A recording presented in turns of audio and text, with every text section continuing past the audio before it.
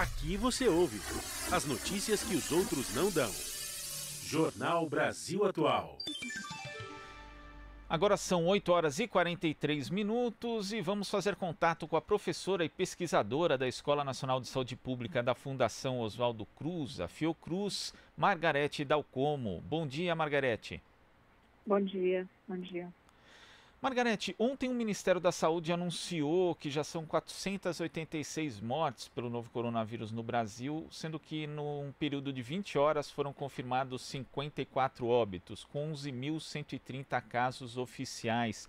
Como é que você vê o panorama da epidemia hoje no país? Acho que a epidemiologia previu que está acontecendo a disseminação no Brasil, de acordo com o esperado. O impacto será muito forte nessas 2 semanas que se iniciaram ontem, com uma transmissão acelerada, comunitária, e seguramente vamos ver um grande número de casos, se forem testados seguramente com confirmação, e muito possivelmente um número de mortes também bastante impactante, sem dúvida. Agora, a subnotificação continua sendo um problema para a gente saber o real estágio da doença no Brasil? Olha, eu não acho que a subnotificação deva ser considerada um problema. A subnotificação, ou o tempo que ocorre entre um caso existir e chegar à planilha do Ministério da Saúde, né, que é a planilha oficial de casos, existe uma distância muito grande. Além disso, há um problema da defasagem entre realizar o teste e ter a confirmação pela execução do teste. Então, colher o exame não significa ter o resultado no mesmo dia. São dias para serem processados. Você sabe que existe uma fila enorme de milhares de testes, mais de 20 mil testes em laboratórios esperando para serem processados. Então, isso é um problema, sem dúvida. Quem está sendo testado com prioridade são as pessoas internadas ou que eventualmente vão às emergências e profissionais de saúde. Isso representa um número seguramente muito menor do que o real. O que nós estimamos é que haja, para cada caso notificado, pelo menos outros 10 ou 12. Então, na verdade, isso epidemiologicamente é explicável. Nós sabemos isso. Se nós não começarmos agora a testar um número maior de pessoas, inclusive com testes sorológicos, já no sentido de determinar quem já está protegido, ou seja, que já desenvolveu anticorpos contra a doença, o resultado esse que é dado pelos testes sorológicos, nós não vamos saber, mas isso ocorreu em todos os lugares. Certo. Quer dizer, a subnotificação é algo que acontece no Brasil, mas também nos outros lugares do mundo. Porque assim, esse termo, inclusive, não é adequado de subnotificação. É que existe uma distância de tempo entre ser testado e gerar o resultado. Esse é o primeiro problema. O segundo problema é o número pequeno ainda de pessoas testadas. Então, é uma equação cujo denominador não é real. É isso que eu quero dizer, entendeu? Certo.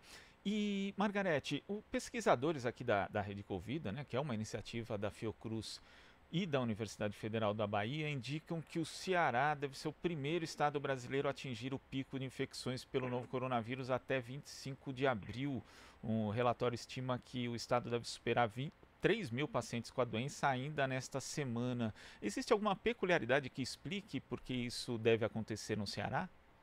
Não, eu não saberia dizer. Talvez as próprias pessoas e pesquisadores do próprio Ceará. Muito provavelmente, né, é o que eu suponho, tem havido uma disseminação acelerada em comunidades com menos acesso ao diagnóstico e assistência sanitária. É o que eu presumo. Margarete, a gente tem também aqui a participação remota da Marilu Cabanhas, que vai fazer uma pergunta para você. Pois não. Olá, Margarete, prazer em falar com você. Nós entrevistamos há pouco o Marcelo Shoa, que é da Associação Brasileira de Juristas pela Democracia, e ele estava dizendo o seguinte, que a postura do presidente Bolsonaro, né, ao colocar dúvida em relação à quarentena, está abrindo porta, né, para contestação da estratégia da OMS, do Ministério da Saúde. E por isso que a gente está vendo nas praias, né, do Rio de Janeiro, aqui no estado de São Paulo, em Santos, pessoas que estão frequentando, né, esses locais. Você acredita que isso tenha contribuído, que essa fala do presidente, ao contestar a quarentena, ela pode sim estar influenciando essas pessoas, Margarete? Acho possível que sim, né? Assim, a maior autoridade do país, eu acho que fica claro para nós, médicos, que há uma divergência nos discursos das autoridades sanitárias no Brasil, e que, infelizmente, as pessoas ainda, a opinião pública, de modo geral, ainda não assimilou de modo homogêneo o risco que estão correndo. Aqui no Rio de Janeiro, por exemplo, eu posso lhes dizer que eu vi ontem um número enorme de pessoas, não apenas ainda em bares que estavam abertos, como na praia, pessoas inclusive de idade de risco, que nós sabemos, em grupos, sem máscara, quando o uso de máscara hoje já é uma recomendação. Aliás, essa é uma recomendação que eu faço há mais de um mês, desde o primeiro caso, porque eu me baseio na experiência da Coreia do Sul, que é a mais bem sucedida, e eles usaram máscara em todo mundo desde o início da epidemia. Eu particularmente uso, todos os que trabalham comigo usam também há mais de um mês. Então, assim, sem dúvida nenhuma, essa saída, essa, digamos, desobediência, eu diria, civil, né, a recomendações que são tão bem fundamentadas, até porque nós não temos nenhuma outra arma tão poderosa contra a doença como o isolamento social. Não há nada que se compare, nenhum tratamento que esteja sendo testado, nenhum suporte de terapia intensiva, nada é tão eficaz quanto é o isolamento social como defesa contra a doença. Margarete, a Marilu Cabanhas tem outra questão para você. E Margarete, eu queria que você explicasse também essa questão do tratamento né, contra o coronavírus a partir dos anticorpos, né, de pessoas que já tiveram a doença. É uma maneira eficaz? Queria que você comentasse a respeito.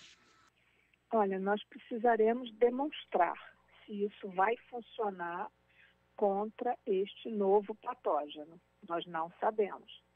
O que nós sabemos é que a transferência de plasma de pacientes curados ou convalescentes de doenças virais é uma técnica conhecida, foi usada já desde a gripe espanhola 100 anos atrás, foi usada na epidemia de SARS, né, da síndrome respiratória aguda, é usada nas febres hemorrágicas com grande sucesso.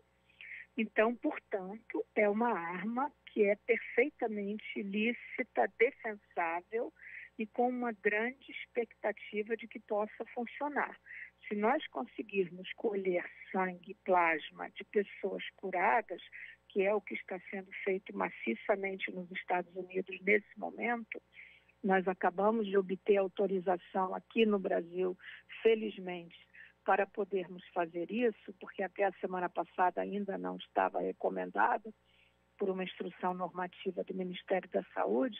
Então, foi autorizado os estudos de pesquisa que serão feitos no Rio de Janeiro e São Paulo, e nós poderemos, a partir de agora, fazer esse procedimento em paciente grave em terapia intensiva sob ventilação mecânica. Margarete, para a gente concluir, a recomendação para as pessoas, a principal medida continua sendo o isolamento social para evitar o contágio com o coronavírus? Exatamente, porque há, por exemplo, famílias onde houve um caso.